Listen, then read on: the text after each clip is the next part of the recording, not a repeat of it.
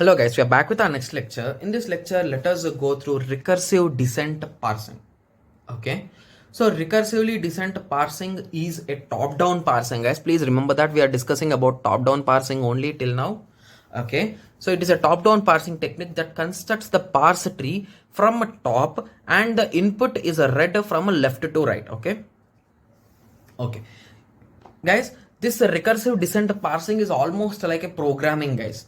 Okay, so we'll be converting this statements into programming, so that program will be executed step by step to get the result. That's it. Okay, so let us continue. So as if you recall, I told you two important things. That is nothing but whenever you are doing top down parsing, always remove left recursion and always remove ambiguity. So these are the two key points that you should never forget, guys. Okay. So first thing is that if you observe here we are having a huge left recursion. Okay, and this is one of the most commonly given grammar in any kind of examination, guys. Even in your competitive examinations also they'll be giving this grammar because it's the standard grammar in the textbook and everywhere. Okay, so let us remove it. So if you remove it, E implies a T E dash, E dash implies a plus a T E dash or epsilon. Okay, so here we got one set. Similarly, if you solve the other left recursion also, you'll be getting the same result. Okay, and at the end this is not having any recursion, so at the end we ended up with 5 different production rules. Okay, so now our goal is to convert this 5 production rules into 5 blocks of code, guys.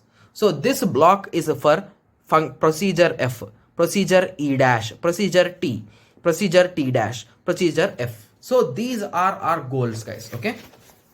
Okay, so recursively descent parser for the grammar just in code format. So basically you will be writing the exact grammar but in terms of code, guys. That's the only thing. So just observe it carefully, guys. With the one understanding you can solve the whole problem, guys. Okay, so if possible please take a piece of paper and try once, guys. Please pause the video and try. Okay, so if you observe here, E tends to T E dash. Okay, so for this you will be writing procedure E. Okay, procedure E is nothing but initially you will be calling T, then you will be calling E prime. So instead of writing E dash, we will be using E prime, guys. Okay, so here what is there? T E dash. So that is nothing but T and E prime, right? Yes. So whenever E has been started, you'll be calling these two functions one after the other. You will be ending, right? Yes. Similarly, if it is E dash, procedure of E dash, that is nothing but E dash, what I told you, E prime. So if there is a symbol plus and T E dash or epsilon. Okay. So if you notice here there is a particular symbol rather than a non-terminal, right? So this is a terminal symbol. Hence, here the condition will be checked, guys. So once you will be understanding it clearly, don't worry. Okay, so I'll be writing it here, guys. Okay, so just give me a second. So this production is nothing but E tends to T E dash, right? So even by observing the code also you can say. So this production is nothing but E dash implies plus T E dash or epsilon. Okay, so this plus is a symbol, right? So that is the reason why procedure E prime begin if input symbol is equals to or double equal to plus. So if it is a plus, then only go inside. So if it is a plus, only then go inside. So then go inside means you need to move one step right? So one step towards the right. So that is the reason why advance. So basically I wrote here, E prime is nothing but E dash. Advance is a move pointer to one step. So basically if your pointer is previously at a plus, now it is moved to T. Okay, so now you'll be calling T and E prime. So in that way. Okay.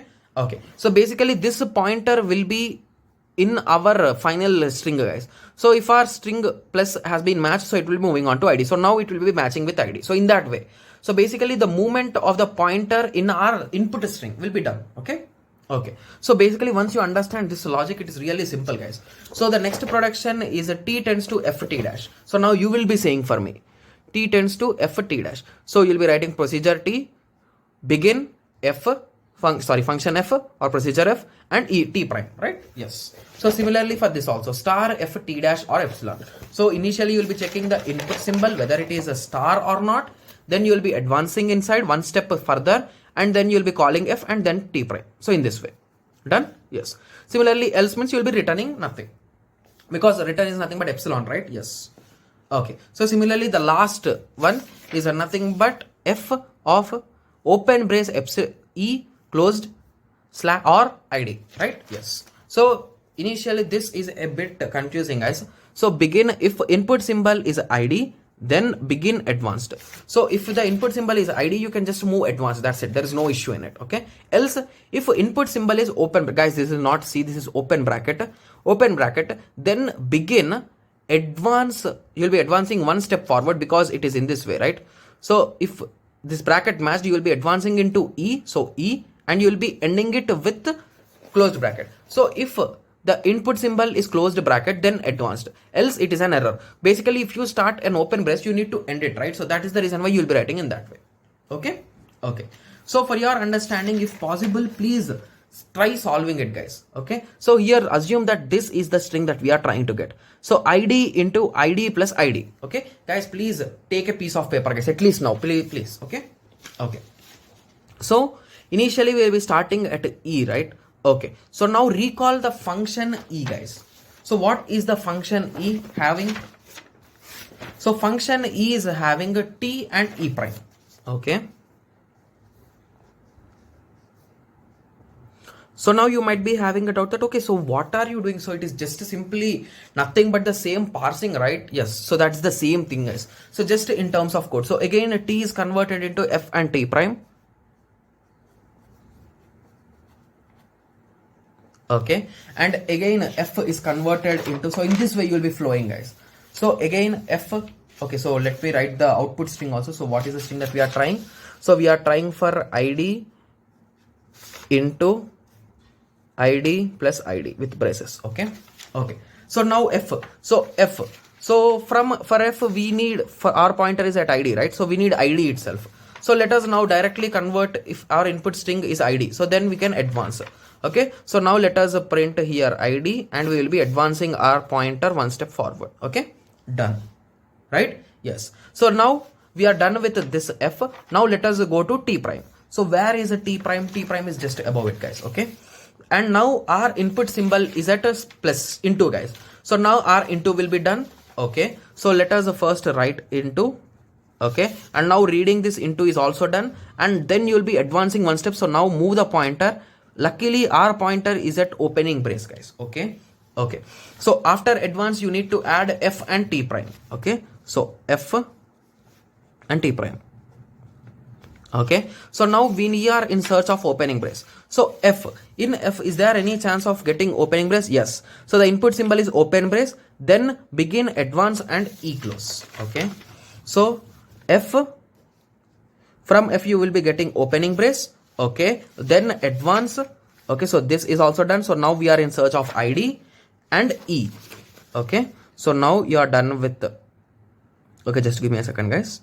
Okay, so now you are done with id or e. Okay, so basically it should be e only. Okay, so e, and then at the end you need to get the closing brace, right? Yes. Okay. Okay, so you need to get the closing brace. So let us keep it empty for now. Okay, so once you, now you need to get this id plus id, right? Now you are at id. So from e you need to get id. So e, where you will be going from e again, t and e prime. Okay, so from here again go to t and e prime. Okay, t and e prime. So from t, where you can go from t, you can again go to f and t prime. Okay, from t again go to f and t prime. Okay, so now we are in search of id only. Yes. Yes. So from f, so where is f? F is in the next page, right? Yes. So from f, where can we go? From f you can directly get id. Okay, so let us collect this id now. Okay, so from f you can directly collect id, and this id is done now. Okay. Okay, so then you need to advance one step. So advance one step. Okay. Okay, so now it is done. So now you are in search of f. Okay, so sorry, plus. So plus. So now we are in search of a plus. So plus we need to get it from t prime. So in a t prime, is there any chance of plus? No. So let us take this else option, return. Okay, so this is nothing but you'll be reaching with epsilon. And now move on to e prime. So in e prime, is there any chance of a plus? Yes, there is a chance. So now take that plus option. Okay, t prime, take plus option. Once you take a plus, you need to again advance. So this is done. So again moving on to id. Okay, so we move to id and then again t and e prime. Okay, so t and e prime. Okay, so plus is done, again t. So where is a t, guys? T is here. So t is nothing but f and t prime. Okay, so now we are in search of id, right? So from f we can get id, if you recall. Okay, so from f we can get id. So now let us get id from here. Okay, so once you get id, you can advance. Okay, so now this is also done. So now we need closing brace. Okay, so this is also done. Okay, and moving on. So here, if you recall, we at the end we are having this close brace. So at the end we got the closed brace, and this is also done. So now advance. So here we'll be having the dollar, that is nothing but end of the string. Okay, and this e prime will be nothing but your epsilon. Okay, so in this way, so the same diagram I have drawn neatly step by step, guys. Okay, so here is the final diagram. So you'll be getting in this way. So if you observe these two, we got exactly the same. Okay. Yes, so I hope everyone got a clear idea in this, guys. So if you are having any kind of still confusion, in mid-1 PDF I have solved this step by step, guys. You can check there also. Okay, so this is all about recursive descent parser, guys. So basically just by writing those functions without any confusion, we were able to design it, right?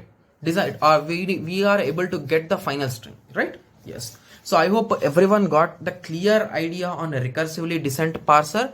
So in the next lecture, we will be trying to calculate the first of the grammar, guys. Guys, the one thing that I want to inform you prior is that nothing but first and follow. One of the most important topics in compiler designing, guys. So basically, if you are perfect in calculating first and follow, you can easily score up to 20 marks in your examination, guys, because the whole parsing that are nothing but LR0, top down, bottom up, all parsers, the basic standard parsers, every one needs you to be calculating the first and follow, guys, because that's the reason why you should be perfect with this. I'll be bringing as many examples as possible for these two topics, guys. Okay, so I hope everyone got a clear idea on recursive descent parser, and in the next lecture I'll be starting the first and follow, guys. Okay, so let us meet in the next lecture. Thank you. Thanks for watching.